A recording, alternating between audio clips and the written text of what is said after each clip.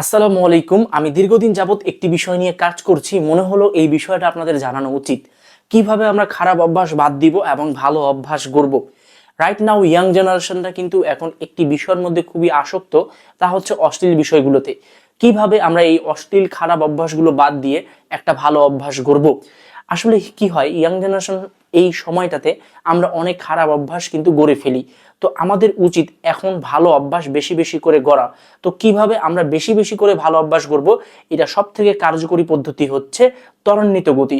ত্বরান্বিত গতিতে কি বলা হয়েছে, সেটা হচ্ছে যে আপনাকে অযথা সময় কাটানো যাবে না। যেই জিনিসগুলো আপনার লাইফে 1% ইমপ্রুভমেন্ট হয় না, সেই জিনিসগুলো বাদ দিয়ে আপনাকে ত্বরান্বিত গতিতে ভালো কাজ করতে হবে। অর্থাৎ প্রতিদিন হলেও আপনাকে বেশি বেশি সময় ব্যয় করতে হবে ভালো কাজের পিছনে। অর্থাৎ আপনাকে মনে হচ্ছে যে আপনার একটা কাজ করলে 1% জীবনে উন্নতি হবে, দ্রুততার সহিত কাজটা করে ফেলুন, পরে ফেলে রাখা যাবে না। ত্বরান্বিত গতিতে আগাতে হবে। যখন আপনি আপনার ভালো কাজের পরিমাণ দ্রুততার সহিত দ্রুত করবেন, তাড়াতাড়ি করবেন, তখন কিন্তু আপনার খারাপ কাজের পরিমাণটা কমে যাবে।